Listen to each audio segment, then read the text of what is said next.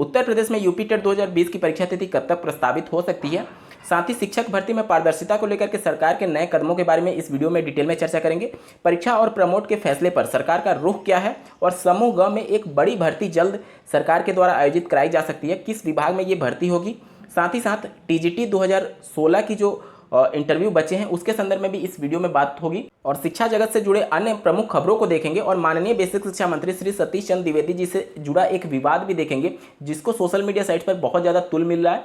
तो बने रहिएगा अंत तक इस वीडियो के साथ। नमस्कार दोस्तों, मेरा नाम है नीरज और आप देख रहे हैं करियर बिट यूट्यूब चैनल। अगर आप इस चैनल पहली बार विजिट कर रहे हैं तो इसको सब्सक्राइब करते हुए बेल आइकन को प्रेस करना ना भूलें।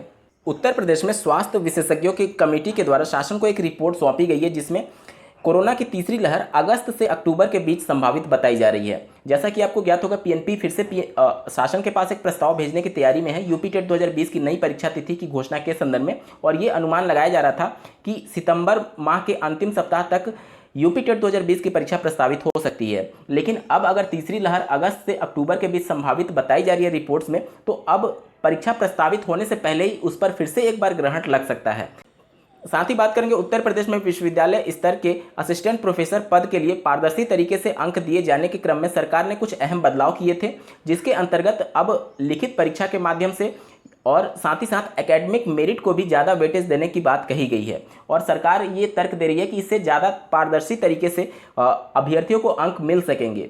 सरकार का ये पूरा जोड़ है कि एकेडमिक मेरिट को ज़्यादा तवज्जो दिया जाए, चाहे प्राथमिक स्तर की शिक्षक भर्ती हो या फिर उच्च शिक्षा में शिक्षक भर्ती हो। अगर आप जानना चाहते हैं कि आने वाली प्राथमिक स्तर की शिक्षक भर्ती से क्या एकेडमिक मेरिट को हटाया जाएगा, तो इसके रिगार्डिंग एक डेडिकेटेड वीडियो का लिंक आपको इस वीडियो के डिस्क्रिप्शन में मिलेगा। अगर आप चाहें तो इस वीडियो के समाप्त होने के बाद से उस वीडियो को जरूर देख सकते हैं। बात करेंगे यूपी बोर्ड की परीक्षाओं को लेकर के अभी तक कोई भी स्थिति स्पष्ट नहीं की गई है। हालांकि हाई स्कूल के अभ्यर्थियों को प्रमोट करने पर विचार किया जा रहा है और 9th और इंटरनल मार्क्स 10th क्लास के वेबसाइट पर अपलोड करने के लिए पहले ही आदेश यूपी बोर्ड के द्वारा जारी कर दिए गए थे। लेकिन इंटरमीडिएट की परीक्षाओं को लेकर के अभी भी असमंजस की स्थिति है और इन अभ्यर्थियों की परीक्षा होगी या फिर प्रमोट या फिर क्या कुछ किया जाएगा, अभी तक कुछ भी क्लियर नहीं बताया जा रहा। वहीं सीबीएसई बोर्ड की अगर बात की जाए तो हाई स्कूल के अभ्यर्थियों को तो प्रमोट कर दिया गया, लेकिन इंटरमीडिएट के अभ्यर्थियों को प्रमोट नहीं किया जाएगा। यहाँ पर परीक्षा के संदर्भ में कुछ प्रस्ताव प्रस्तुत किए गए हैं।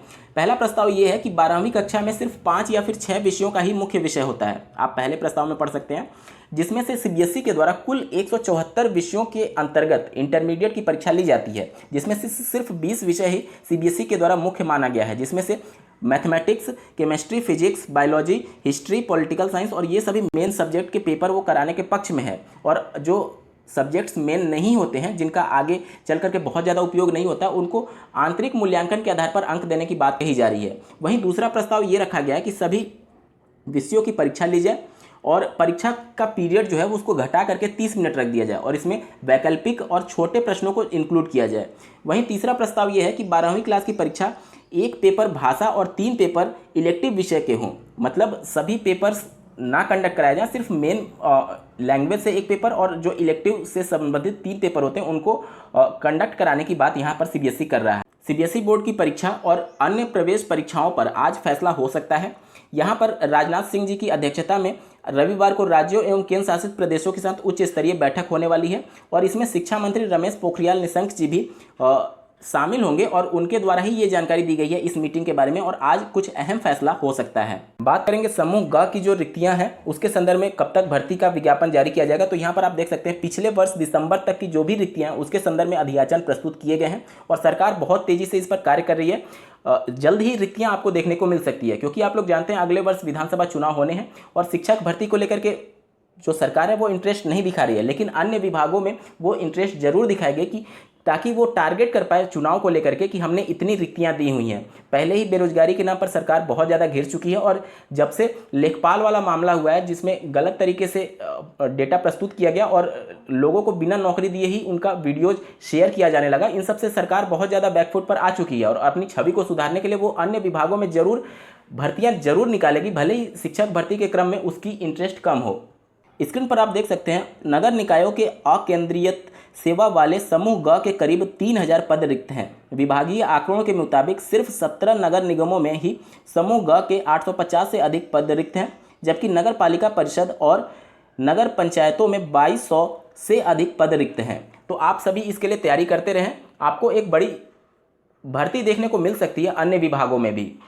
साथ ही बात करेंगे उत्तर प्रदेश लोक सेवा आयोग के द्वारा राजकीय महाविद्यालयों में असिस्टेंट प्रोफेसर के अंतर्गत जो अभ्यर्थी चयनित हो चुके हैं, जिनकी संख्या 507 है, उनको जल्द नियुक्ति पत्र देने की बात कही जा रही है। यहाँ पर आयोग के द्वारा अभ्यर्थी के मोबाइल नंबर, विषय, रैंक, जाति की श्रेणी और अन्य चयन की श्रेणी के बारे में 19 मई को शाम 4 बजे तक जानकारी मांगी गई थी और ये सभी जानकारी अभ्यर्थियों के द्वारा अवेलेबल करा दी गई है। अब अभ्यर्थियों को उनके नंबर पर सब कुछ डेटा उपलब्ध कराया जाएगा कि किस प्रकार से काउंसलिंग में पार्टिसिपेट करना है। साथ ही बात करेंगे वर्ष 2016 की टीजीटी की वैकेंसी के संदर्भ में सामाजिक विज्ञान का जो इंटरव्यू होना है वह जुलाई में अब प्रस्तावित हो सकता है। अब बात करेंगे उत्तर प्रदेश के माननीय बेसिक शिक्षा मंत्री जी से जुड़े एक विवाद के संदर्भ में। यहाँ पर स्क्रीन पर आप एक आर्टिकल देख पा रहे होंगे, मंत्री के भाई की गरीब कोटे में नियुक्ति चर्चा में।